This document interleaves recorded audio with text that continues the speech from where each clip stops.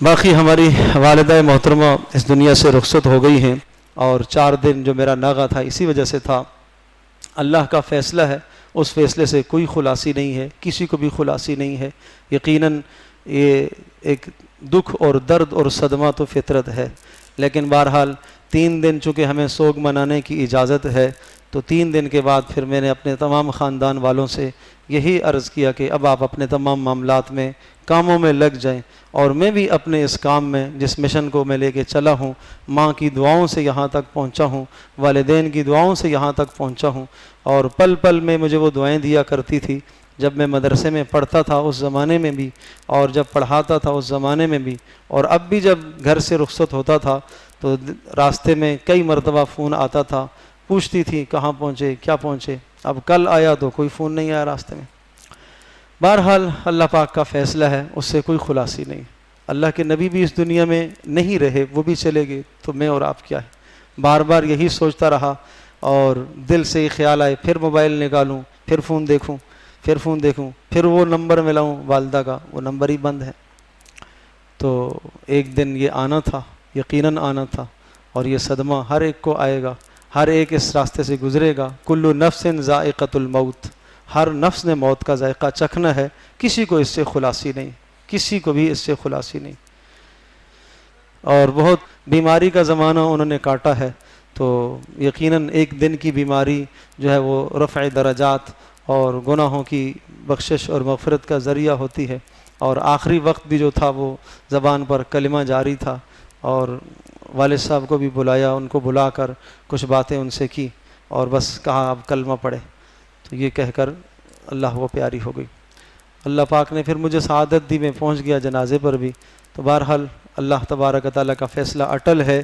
ہم اپنے اسباب سارے اختیار کرتے ہیں کہ آدمی بچ جائے، شفا ہو جائے، سب کچھ ہو جائے، لیکن اللہ کی تقدیر بہرحال غالب آ کر رہتی ہے، اللہ کے فیصلے بہرحال غالب آ کر رہتے ہیں۔ اذا جاء اجلہم لا یستاخرون ساعۃ ولا یستقدمون، فرمایا کہ جب موت کا وقت آتا ہے تو ایک لمحہ نہ آگے نہ پیچھے، ایک لمحہ نہ آگے نہ پیچھے۔ اور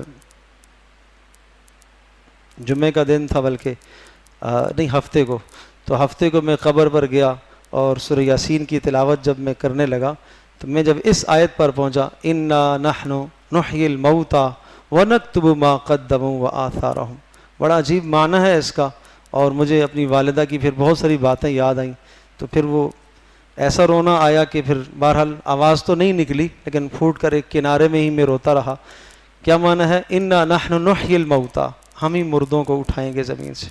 وَنَكْتُبُ مَا قَدَّمُوا وَآثَارَهُمْ، اور جو تم نے آگے اعمال بھیجے ہیں وہ بھی ہم نے لکھے ہیں، اور جو کچھ تم نے پیچھے چھوڑا ہے وہ بھی ہمارے پاس محفوظ ہے۔ پیچھے تم نے صدقہ جاریہ کے طور پر کیا چھوڑا وہ بھی ہمارے پاس محفوظ ہے، پیچھے تم نے گناہ کیا چھوڑے وہ بھی ہمارے پاس محفوظ ہے، اور جو تم نے آگے اعمال بھیجے ہیں نیک وہ بھی ہمارے پاس محفوظ، جو تم نے گناہ آگے بھیجے ہیں نافرمانیاں وہ بھی ہمارے پاس محفوظ ہے۔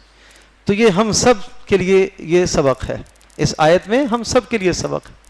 ہم سب کے لیے اس میں سبق ہے کہ ہم اپنے پیچھے کیا چھوڑ رہے ہیں اور ہم آگے کیا بھیج رہے ہیں، پیچھے کیا چھوڑ رہے ہیں آگے کیا بھیج رہے ہیں۔ اس لیے علامہ ابن قیم رحمۃ اللہ علیہ نے ارشاد فرمایا، ویل برباد ہے، تباہ ہے کہ جو مر جائے لیکن اس کے گناہ نہ مرے ہوں۔ بات سمجھے جی، جو آدمی خود تو مر گیا لیکن اس کے گناہ نہیں مرے، وہ کوئی ایسے گناہ پیچھے چھوڑ کے گیا ہے کہ اس کے مرنے کے بعد گناہوں کے سلسلے چل رہے، تو یہ بڑا لمحہ فکریہ ہے ہمارے لیے۔ اور اس کے مقابلے میں خوش نصیب ہے وہ انسان جو مر جائے لیکن پیچھے نیک اعمال چھوڑ کر جائے۔ حدیث پاک میں آتا ہے آدمی دنیا سے رخصت ہوتا ہے تو اس کا نامہ عمل ختم ہو جاتا ہے، لیکن وہ آدمی یا وہ مرد اور وہ عورت جس نے اپنے کسی بیٹے کو چھوڑا ہو اور وہ کسی ایسے کام میں مشغول ہو جس کا تعلق دین سے ہو، تو وہ اس کے لیے صدقہ جاریہ ہے۔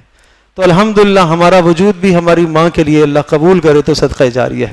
اور فرمایا کوئی کسی نے کوئی نہر کھدوا دی ہو، کسی نے کوئی مسجد بنا دی ہو، کسی نے کوئی ایسا خیر کا کام کیا ہو، تو فرمایا وہ اس کے لیے صدقہ جاری ہے۔ تو بہرحال ہم سب نے مرنا ہے، ہم سب نے اس قبر میں جانا ہے، اور اس تنہائی میں ہم سب کو پہنچنا ہے، اور اپنے ہاتھوں سے ہم اپنے پیاروں کو، اپنے عزیزوں کو، اپنی ماں کو، اپنے باپوں کو، عزیزوں کو ہم دفن کر کے آتے ہیں، اور وہ دنیا سے رخصت ہونے والے واپس نہیں آتے۔ ہمیں رسول پاک صلی اللہ علیہ وسلم کی ہدایات ہیں، بڑے عجیب کلمات ہیں، بس وہ پیارے پیغمبر صلی اللہ علیہ وسلم کے کلمات جب میں بار بار سوچتا، لوگ آتے تعزیت کرنے والے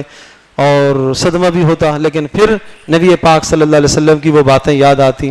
آپ علیہ السلام نے ارشاد فرمایا، حضرت سعد کی والدہ کا انتقال ہوا تھا تو اس پر ارشاد فرمایا وَلْتَصْبِرْ وَلْتَحْتَسِبْ، کہ اے سعد صبر کرتے رہنا اور اللہ پاک سے اجر اور ثواب کی امید رکھتے رہنا۔ اللہ تبارک و تعالیٰ نے آپ کو یہ ایک امانت دی تھی، اور آپ کو اس سے فائدہ اٹھانے کی ایک عرصے تک توفیق عطا فرمائی، اور ہمارے اموال اور ہماری اولادیں اور ہمارے عزیز اور اقارب سب کچھ یہ اللہ کی نعمتیں اور اللہ کی امانتیں ہیں۔ یہ ارشاد فرمایا کہ یہ اللہ کی نعمتیں ہیں اور اللہ کی امانتیں ہیں، جب تک اللہ چاہے گا ان نعمتوں اور ان امانتوں سے آپ کو فائدہ اٹھانے کی توفیق دے گا، اور جب اللہ پاک چاہے گا تو ان امانتوں کو واپس لے لے گا۔ لہٰذا تم اس پہ صبر کرنا، دیکھنا تمہارا جزا فضا کہیں تمہارے ثواب کو ضائع نہ کر دے، اور کسی کا رونا اور واویلا کرنے سے وہ میت نے واپس نہیں آنا، البتہ تمہارا اجر ضائع ہو جائے گا۔ تو بس یہ باتیں ہمارے لیے بڑی تسلی ہیں، پیارے پیغمبر صلی اللہ علیہ وسلم کے جملے